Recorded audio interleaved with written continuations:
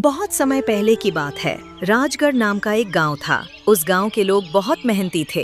उसी गांव के किनारे एक घर था। उस घर में मोहन नाम का एक नौजवान लड़का रहता था, जो दूसरों के खेत में मजदूरी कर अपना पेट पालता था। वो गांव में किसी से भी बातें नहीं करता था। उसका मानना था कि अकेले रहो, खुश रहो। लेकिन उसी गांव में मंगरू नाम का एक और युवक रहता था, जो मोहन के मेहनत और गरीबी को देखकर उसकी हमेशा मदद करनी चाहिए। एक दिन मोहन शाम को काम करके घर लौट रहा था। तभी रास्ते में मंगरू से मुलाकात हो जाती है। अरे मोहन भाई, रुको रुको। आज तो सूरज ढलने के बाद भी तुम्हारे चेहरे पर पसीने की चमक कम नहीं हुई है। आज कुछ ज्यादा ही काम कर लिया क्या? काम तो रोज का ही है मंगरू। जब तक हाथ पैर चलेंगे, मिट्टी से सोना उगलवाना ही पड़ेगा। वैसे तुम इस वक्त यहाँ? बस टहलने निकला था। सोचा देखूं हमारे गांव का सबसे मेहनती जवान घर लौटा या नहीं। कैसे हो मोहन? बहुत दिनों से तुम्हारी खैरियत नहीं मिली। ठीक हूँ। अपना वही पुराना नियम है, काम करो, शांत रहो और अपने रास्ते चलो। अकेले रहने में जो सुकून है वो भीड़ में कहाँ। तुम्हारी यही बात मुझे परेशान करती है। अकेले रहने में सुकून तो है, लेकिन कभी कभी दुख बांटने के लिए कोई कंधा भी जरूरी होता है। मैं हमेशा सोचता था कि तुम्हारी मदद करूं, पर तुम तो किसी को पास भटकने ही नहीं देते। मदद की जरूरत उसे होती है जिसके पास इरादों की कमी हो। मेरे पास मेहनत है, बस उतना काफी है। खैर, आज मन कुछ अलग है। बहुत दिनों बाद किसी से बात करके अच्छा लगा। सच में? ये तो बड़े ताज्जुब की बात है। हाँ, और इसीलिए मैं सोच रहा था, क्यों ना आज तुम मेरे घर चलो। रोज तो मैं रूखी सूखी खाकर सो जाता हूँ, पर आज मेरा मन फिश बिरयानी बनाने का है। साथ बैठेंगे तो शायद मेरा अकेलापन भी थोड़ा कम हो जाए। फिश बिरयानी? भाई, तुमने तो मुंह में पानी ला दिया। मंगरू को खाने का न्योता और वो मना कर दे, ऐसा तो हो ही नहीं सकता। चलो, आज तुम्हारी इसी खुशी में शामिल होते हैं। ठीक है, लेकिन एक शर्त है। बाजार की बनी बनाई चीज मुझे पसंद नहीं। मसाले मैं खुद अपने हाथों से सिलबट्टे पर पीस कर बनाऊंगा। अरे, हाथों के पीसे मसालों का स्वाद ही कुछ और होता है। पर बिरयानी के लिए मछली तो चाहिए। चलो, पहले नदी किनारे वाली मंडी चलते हैं। ताजी रोहू या कतला मिल जाए तो मजा आ जाए। चलो फिर, देर किस बात की। सूरज डूबने से पहले अच्छी मछली मिल जाएगी। इतनी बात करके तुरंत वे दोनों बाजार की तरफ निकल गए और फिर थोड़ी ही देर में बाजार पहुंचकर मछली वाले के पास गए। देखो मोहन, ये वाली मछली देखो, कितनी ताजी है। अभी भी इसके गलफड़े लाल है। बिरयानी के लिए ये सबसे बढ़िया रहेगी। नजर तो पारखी है तुम्हारी मंगरू। ओ दुकानदार भाई, जरा इसे तोलना। साफ सफाई से काट कर देना। पीस थोड़े बड़े रखना ताकि बिरयानी में घुल न जाए। मोहन भाई, तुम तो खाना बनाने के भी उस्ताद लगते हो। मसालों की बात कर रहे थे, क्या क्या डालोगे आज? देखो, असली स्वाद मसालों के अनुपात में होता है। खड़ी इलायची, दालचीनी, काली मिर्च और वो सूखी लाल मिर्च। जब इन्हें पत्थर पर पीसो तो खुशबू पूरे मोहल्ले में फैल जाती है। मैं बाजार वाले पैकेट के पाउडर इस्तेमाल नहीं करता, उनमें वो जान कहाँ। मानना पड़ेगा, आज तो राजगढ़ में तुम्हारी रसोई की चर्चा होगी। वैसे अकेले अकेले रहते हुए तुमने ये सब कब सीखा? जब घर में कोई और बनाने वाला न हो तो इंसान खुद ही अपने स्वाद का राजा बन जाता है। चलो, अब जल्दी घर चलते हैं, चावल भी भिगोने हैं। वे दोनों तुरंत मछली खरीदकर घर जाते हैं।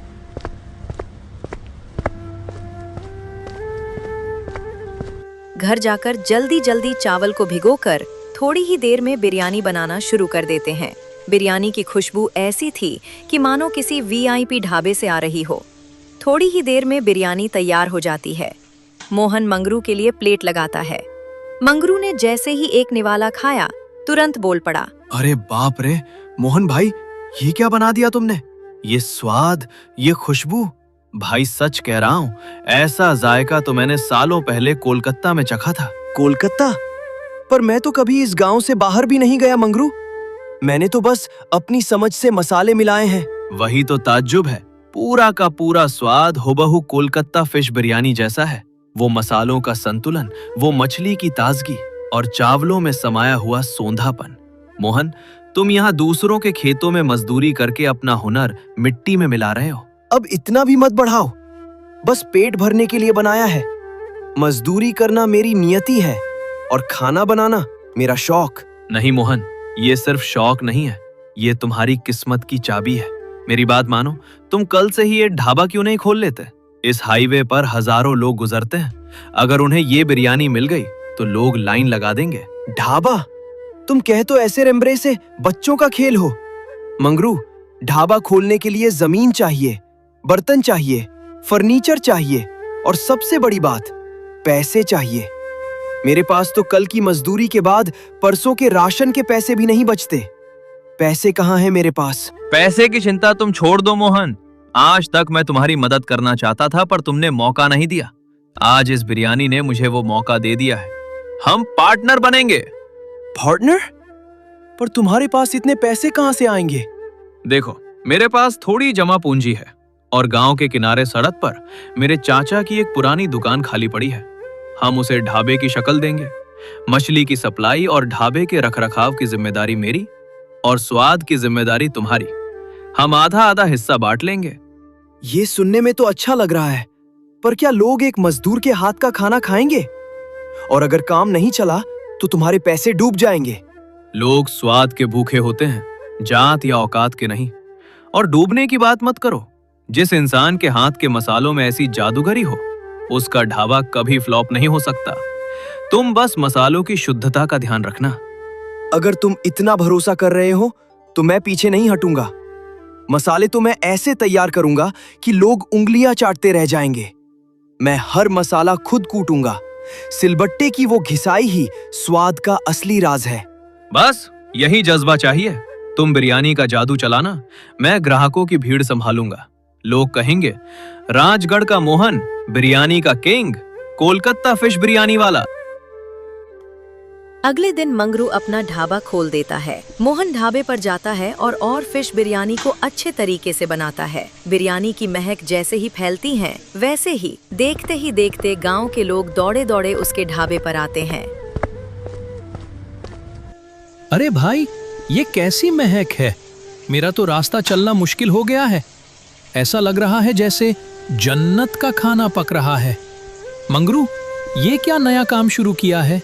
आइए आइए काका, ये हमारे मोहन भाई के हाथों का कमाल है। आज से यहाँ कोलकाता फिश बिरयानी मिलेगी। बस चक्कर देखिए।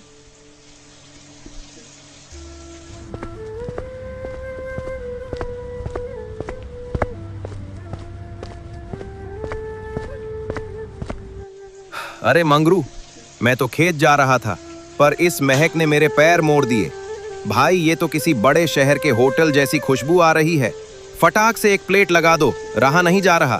बैठो श्यामू भाई, अभी गर्मा गर्म परोसता हूँ।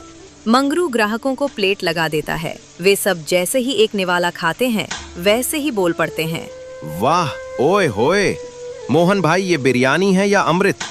मछली तो मुंह में जाते ही मक्खन की तरह घुल रही है, और ये चावल एक एक दाना मसालों में लिपटा हुआ है। मैंने आज तक ऐसी खुशबू नहीं देखी। मसाला नाक में जाते ही भूख 4 गुना बढ़ा दे रहा है। मोहन, सच बताओ, इसमें कोई जड़ी बूटी डाली है क्या? जड़ी बूटी नहीं काका, मोहन के हाथों में जादू है, जादू। ये जो मसाले देख रहे हो ना, ये बाजार के पैकेट वाले नहीं है। मोहन भाई ने सुबह 4 बजे उठकर इन्हें पत्थर पर घिसा है। मेहनत और हुनर का संगम है ये। आप सबका प्यार है भाइयों। बस साफ सफाई और शुद्ध मसालों का ध्यान रखता हूँ। अरे मंगरू, सच कह रहा हूं, ऐसा लग रहा है जैसे हाथ ही चाट जाऊं। मोहन, तू तो कल तक मजदूरी करता था, पर आज तूने हम सब का दिल जीत लिया।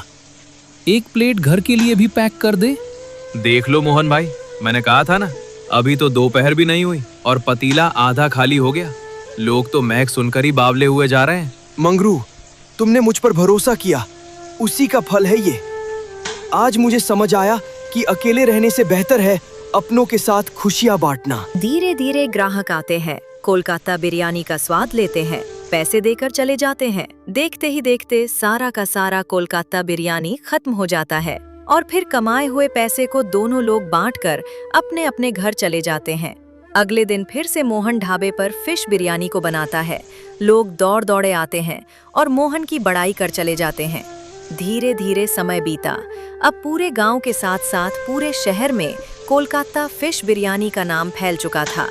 लेकिन अब मंगरू के मन में एक घृणा होने लगी थी कि लोग ढाबे पर आते हैं, खाते हैं, लेकिन बड़ाई सिर्फ मोहन की करते हैं। ये बात मंगरू को बहुत बुरी लगती है। वो चाहता था कि उसकी भी बड़ाई उतनी ही हो जितनी कि मोहन की हो रही है। वो इतना सोच ही रहा था कि तभी काका वहां पर आ जाते हैं। अरे वाह मोहन, बेटा आज तो तुमने कमाल ही कर दिया। शहर से जो बाबू लोग आए थे वो कह रहे थे कि ऐसी बिरयानी तो उन्होंने 7 समंदर पार भी नहीं चखी। सच में बेटा, तेरे इन हाथों में अन्नपूर्णा का वास है। तू न होता तो इस गांव को कोई नहीं पूछता। काका, ढाबा सिर्फ खाना बनाने से नहीं चलता। अगर मैं सुबह मंडी जाकर सही मछली न लाऊं तो मोहन भाई क्या लकड़ी का चूरा पकाएंगे? अरे मंगरू, बुरा क्यों मानता है? मछली तो बाजार में 1000 जगह मिलती है, पर उस मछली को अमृत बनाने का हुनर तो सिर्फ मोहन के पास है। सीधी सी बात है भाई, लोग मोहन के नाम से यहाँ आते हैं, दुकान के बोर्ड की वजह से नहीं। अच्छा, तो आपको लगता है कि मेरा यहाँ कोई वजूद ही नहीं है? सारा पैसा मैंने लगाया, दुकान मेरी, मेहनत मेरी, और नाम सिर्फ इसका। काका, आप गलत कह रहे हैं। ये ढाबा सिर्फ मेरी वजह से नहीं चल रहा। अगर मंगरू भाई का साथ और उनका पैसा न होता तो मैं आज भी दूसरों के खेतों में पसीना बहा रहा होता। ये ढाबा हम दोनों की वजह से है। मोहन, तू नेक दिल है इसलिए ऐसा कह रहा है, पर मंगरू, कड़वा सच तो यही है कि अगर कल को मोहन यहाँ काम करना छोड़ दे तो तेरी इस दुकान को कोई कुत्ता भी नहीं पूछेगा। तेरी अहमियत सिर्फ तब तक है जब तक मोहन की बिरयानी की महक यहाँ है। काका, जुबान संभाल कर बोलिए। आप मेरी ही दुकान पर खड़े होकर मेरी बेइज्जती कर रहे हैं। मंगरू भाई, शांत हो जाओ। काका बुजुर्ग हैं, उनके कहने का वो मतलब नहीं था। और काका, आपसे हाथ जोड़कर विनती है, ऐसी बातें मत कीजिए जिससे हमारे बीच दरार आए। हम भाई जैसे हैं। आपने बिरयानी खाई, पैसे दीजिए और कृपा करके अब जाइए। मैं तो सच बोल रहा था बेटा, बाकी तुम जानो और तुम्हारा काम। पर याद रखना मंगरू, कारीगर के बिना दुकान सिर्फ 4 दीवारें होती है। काका इतना बोलकर चले जाते हैं। भाई, काका की बातों को दिल पर मत लो। वो पुराने जमाने के आदमी हैं। मुझे पता है कि इस ढाबे के पीछे तुम्हारी कितनी मेहनत है। रहने दो मोहन, आज उन्होंने वही कहा जो पूरा शहर सोचता है। मैं बस तुम्हारा एक परछाई बनकर रह गया हूँ। लोग आते हैं, तुम्हारी तारीफों के पुल बांधते हैं और मुझे ऐसे देखते हैं जैसे मैं तुम्हारा नौकर हूँ। ऐसा मत कहो मंगरू, हम आधे आधे के साझीदार हैं। मेरा हुनर और तुम्हारा साथ, तभी तो ये मुमकिन हुआ। हुनर हुनर, हर कोई बस हुनर की रट लगा रहा है। अगर ये हुनर इतना ही बड़ा है तो देखूंगा कि बिना मेरे सहारे के ये हुनर कब तक चलता है। तुम क्या कहना चाह रहे हो? कुछ नहीं, फिलहाल पैसे बांट लो। कल सुबह देखेंगे कि ये जादू किसके सिर चढ़कर बोलता है। अगले दिन मोहन ढाबे पर आता है और देखता है कि मंगरू फिश बिरयानी को बनाकर पहले से ही रखा होता है। इतना देखकर वो बहुत खुश होता है। अरे वाह मंगरू भाई, आज तो तुमने कमाल कर दिया। सूरज निकलने से पहले ही चूल्हा सुलगा दिया। कल काका ने जो बातें कही, लगता है तुमने उन्हें चुनौती की तरह ले लिया। चलो अच्छा है, अब तुम भी ये काम सीख जाओगे तो मेरा हाथ बढ़ जाएगा। चुनौती? और तुमसे सीखना? अपना ये ज्ञान अपने पास रखो मोहन। तुम क्या समझते हो कि ये चावल और मछली मिलाना सिर्फ तुम्हारी जागीर है? आज मैंने सब कुछ खुद तैयार किया है। अब दुनिया देखेगी कि मंगरू का हाथ भी जादू जानता है। मेरा वो मतलब नहीं था भाई, मैं तो बस खुश था कि हम मिलकर काम कर रहे हैं। मिलकर? अब कोई मिलकर नहीं होगा। बहुत देख ली तुम्हारी सादगी और बहुत सुन ली तुम्हारी तारीफें। सच तो ये है कि तुम मेरी दुकान की आड़ में अपनी साख बना रहे थे। आज से इस ढाबे की चौखट पर तुम्हारा कदम नहीं पड़ना चाहिए। ये तुम क्या कह रहे हो मंगरू? होश में तो हो। ये ढाबा हमने साथ मिलकर खड़ा किया है। ढाबा मेरा है, जमीन मेरे चाचा की है, पैसा मेरा लगा है। तुम तो बस एक मजदूर थे जिसे मैंने सड़क से उठाकर यहाँ बिठाया। आज से ये ढाबा सिर्फ मंगरू का है, समझे तुम? जाओ यहाँ से और अपनी ये फकीरी कहीं और दिखाओ। बस मंगरू, बहुत बोल लिया तुमने। मुझे लोगों की मानसिकता का पहले से पता था, इसीलिए मैं किसी से बात नहीं करता था। मुझे पता था कि इंसान का लालच और ईर्ष्या अच्छे से अच्छे रिश्ते को दीमक की तरह चाट जाते हैं। ज्ञान मत बांटो, अपनी कुदाल उठाओ और जाओ खेतों में मिट्टी खोदो, वही तुम्हारी औकात है। ठीक है मंगरू, तुम्हारी यही इच्छा है तो यही सही। मुझे लगा था कि तुम मेरे दोस्त हो, पर तुमने तो मुझे फिर से वही पुराना अकेला मोहन बना दिया। कोई बात नहीं, मेरे पास हाथ है और मेहनत करने का जज्बा भी। काम की कमी मुझे कभी नहीं होगी। पर याद रखना, पतीले में चावल डाल देने से बिरयानी नहीं बनती, उसके लिए दिल साफ होना चाहिए। देख लेंगे, अब निकलो यहाँ से। जा रहा हूं। आज से हमारे और तुम्हारे रास्ते अलग होते हैं।